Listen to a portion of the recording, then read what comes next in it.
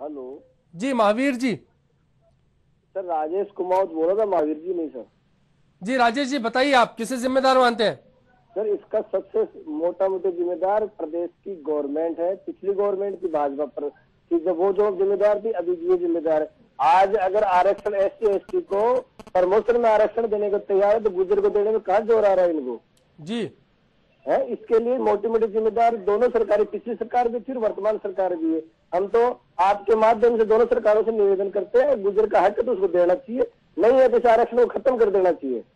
शुक्रिया शुक्रिया राजेश जी आपका इस राय के लिए। तो किस तरह से आपकी राय है, क्या आप सोचते हैं, किसे जिम्मेदार मानते हैं? आप कॉल कर सकते हैं, बता सकते हैं।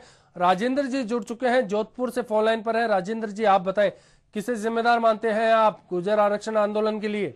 पहले तो मैं आपको धन्यवाद देता हूँ सर, HBC न्यूज को अच्छी तरह से आरक्षण आंदोलन को अच्छी तरह से टीवी पे अभी पता चला जी। इसमें जो है हाईवे में जो है जाम कर दिया गया। इसमें संपूर्ण रूप से राजस्थान गवर्नमेंट जिम्मेदार है, चाहे पीछे बीजेपी हो चाहे कांग्रेस हो। जी जी जी राजेंद्र जी बिल्कुल आपकी राय हमारे लिए बेशकीमती है। हम आपके जरिए दिखाना चाहते हैं कि इस आंदोलन को लेकर जनता क्या राय रखती है। शुक्रिया HBC न्यूज के साथ जुड़ने के लिए आपका।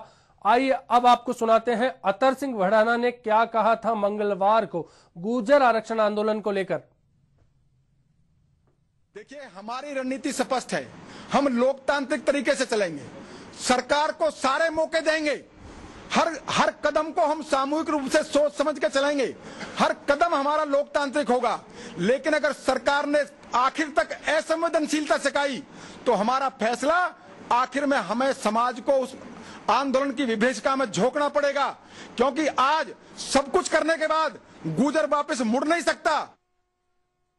तांत्रिक आंदोलन की बात कर रहे थे अतर सिंह भड़ाना। कैलाई दौसा के कैलाई में महापंचायत जुटी है। हालांकि इस महापंचायत में युवा गुर्जर उग्र हो गए और नेशनल हाईवे नंबर 11 का रुख कर लिया। गुर्जर आरक्षण आंदोलन को लेकर एक बार फिर इफेक्ट होता दिख रहा है, प्रभावित होता दिख रहा है national highway number 11। Agra Bikaner highway है, आवाजाही ठप हो चुकी है। टोल नाके के पास पुलिस जमा है, सिकंदरा टोल नाके के पास पुलिस है, लेकिन कैलाई के आसपास कहीं कोई प्रशासनिक दस्ता नजर नहीं आता। इस बीच भड़के गुर्जर पहुंच चुके हैं नेशनल हाईवे नंबर 11 पर। हाईवे पर आवाजाही पूरी तरह से ठप हो चुकी है। कुछ देर पहले, इससे पहले राजेंद्र विधूड़ी वहां पहुंचे, बेंगू से विधायक है राजेंद्र विधूड़ी, वो वहां पहुंचे, कैलाई पहुंचे और फिर ऐलान किया कि वो कुछ देर में अपने विधायक पद से भी इस्तीफा सौंप सकते हैं। इससे पहले मंगलवार को विधूड़ी ने संसदीय सचिव पद से इस्तीफा दिया था। कहा था कि देव नारायण भगवान उनके सपनों में आए और उनको कहा कि समाज के हक के लिए, समाज के हित के लिए उन्हें ये फैसला लेना होगा। इसके बाद राजेंद्र विधूड़ी ने संसदीय सचिव पद से इस्तीफा दिया, सरकारी सुविधाएं लौटा दी। और आज ऐसी खबर आ रही है कि कैलाई जो गुर्जरों की महापंचायत चल रही है, कैलाई पहुंचकर अब कुछ देर में वे विधायक पद से भी इस्तीफे का ऐलान कर सकते हैं। विधायक जो राजेंद्र विधूड़ी है वो चित्तौड़गढ़ के बेंगू से विधायक है। गुर्जर नेता के रूप में जिस तरह से उभरे हैं लगातार गुर्जर आरक्षण आंदोलन को लेकर, इस बार जिस तरह से उन्होंने अपना रुख रखा, सरकारी रुख से नाराजगी जताई और कहा कि अब गुर्जरों के हक में जल्द से जल्द सरकार को फैसला लेना चाहिए। राजेंद्र विधूड़ी ने कहा कि जितेंद्र सिंह ऊर्जा मंत्री और संसदीय सचिव रामस्वरूप कसाना को भी अब इस्तीफा देकर समाज के साथ आ जाना चाहिए, सरकार का साथ छोड़ देना चाहिए। लेकिन इस बीच खबर यही है कि दौसा के कैलाई में जहां गुर्जर आंदोलन कर रहे थे, वहीं पर अब कुछ दूरी पर स्थित national highway number 11 Agra Bikaner highway को गुर्जरों ने जाम कर दिया है।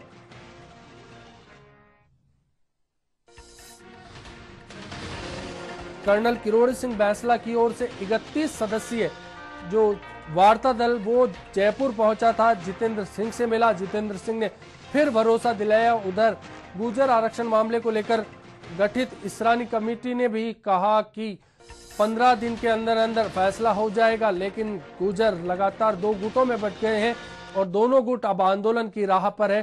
कर्नल किरोड़ी सिंह बैंसला जहां करौली के कैमरे में बैठे हैं और महापंचायत की रणनीति बना रहे हैं, वहीं अतर सिंह भड़ाना और राजेंद्र विधूड़ी इस वक्त दौसा के कैलाई में मौजूद है। हजारों की तादाद में उनके साथ समर्थक हैं। उनमें से कुछ युवा गुर्जर नेता अब हाईवे पर पहुंच चुके हैं, नेशनल हाईवे नंबर 11 पर पहुंच चुके हैं। वहां जाम लगा दिया है। गुर्जर लगातार आरक्षण की मांग कर रहे हैं, सरकार से भरोसा चाहते हैं। हमारे साथ एक और कॉलर फोन लाइन पर है, गोविंद जी हैं जयपुर से। गोविंद जी, आप क्या मानते हैं, कौन जिम्मेदार है इस आंदोलन के लिए? सर, जिम्मेदार तो राजनीतिक और पॉलिटिकल लीडर है, ये पार्टी है जिम्मेदार है। इन्होंने पूरे देश को बांट रखा है, इस जाति की राजनीति कर करके पूरे इसको मतलब निचोड़ रहे हैं, देश को तोड़ रहे हैं ये जी। जिसके पास में पावर है, जाति की एकजुटता, उसके लिए सरकार भी झुक जाती है जी। कहने का मतलब जी जी, शुक्रिया आपका इस चर्चा के लिए, अपनी राय के लिए। तो लगातार आप भी कॉल कर सकते हैं और आप भी बता सकते हैं प्रदेश में जिस तरह से दोबारा एक बार फिर गुर्जर आरक्षण आंदोलन को लेकर प्रदेश मुहाने पर खड़ा है, क्या है आपकी राय? नागौर से कैप्टन भंवर सिंह जी जुड़ चुके हैं हमारे साथ। भंवर सिंह जी, आप बताइए, किसे जिम्मेदार मानते हैं आप? मैं दोनों गवर्नमेंट को इसलिए मानता हूं कि रिजर्वेशन होना ही नहीं चाहिए। देश को जाति के नाम पे क्यों बांटा जा रहा है जी? रिजर्वेशन की आवश्यकता क्या है? जो काबिल आदमी है उसको शुड कम फ्रंट एंड जो भी फैसिलिटी उसको मिलनी चाहिए काबिल आदमी को। बिल्कुल बिल्कुल, इस चर्चा को लेकर बड़ा व्यापक जो दृष्टिकोण है वो आपका है। शुक्रिया आपका चर्चा के लिए, अपनी राय के लिए। हुकमचंद जी गुर्जर हमारे साथ जुड़ चुके हैं झालावाड़ से। जी हुकमचंद जी, आप बताइए, किससे जिम्मेदार मानेंगे? जी सर, सरकार को जिम्मेदार मानते हैं जी। क्या कहना कहेंगे आप, क्या राय है आपकी, कौन असल जिम्मेदार है जिसको लेकर फिर से गुर्जर आंदोलन की मुहाने पर है? जिस तरह से बार बार गुर्जर आरक्षण आंदोलन हो रहा है सर, उसके लिए सरकार जिम्मेदार है। क्योंकि 3 महीने से हर साल 2007 से जब से गुर्जर आंदोलन चल रहे हैं, आरक्षण आंदोलन चल रहा है, तब से सरकार हेलो जी जी बताइए। सरकार गुर्जरों को केवल आश्वासन देती है, ये अपनी मांगों पर खरा नहीं उतरी है। शुक्रिया आपका हमसे जुड़ने के लिए, इस चर्चा में शामिल होने के लिए। गोविंद गुर्जर जी जुड़ चुके हैं, अलवर से फोन लाइन पर है। गोविंद जी, आप बताइए, किसे जिम्मेदार मानते हैं? जी सर, किसे जिम्मेदार मानते हैं गोविंद जी आप?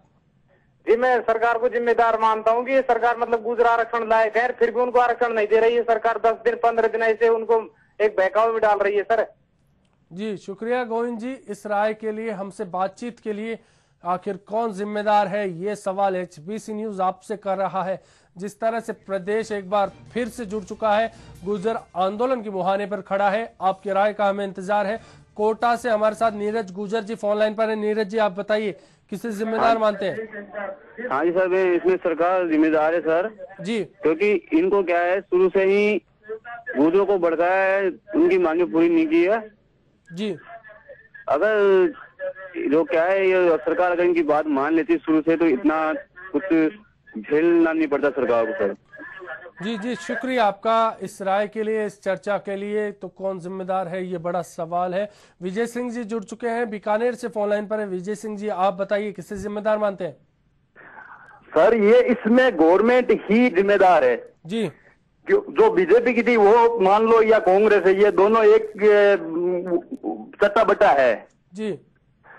इन्होंने आरक्षण पे आरक्षण दे रहे हैं, इधर तो पदोन्नति में आरक्षण दे रहे हैं, इन गुर्जरों को आरक्षण नहीं दे रहे हैं, मुसलमानों को नहीं दे रहे। या तो सबको दें या फिर बंद कर दिया जाए। जी जी जी बिल्कुल, शुक्रिया आपका, बहुत बहुत शुक्रिया हमसे जुड़ने के लिए, इस चर्चा में शामिल होने के लिए। रवि जी जुड़ चुके हैं, अलवर से फोन लाइन पर है।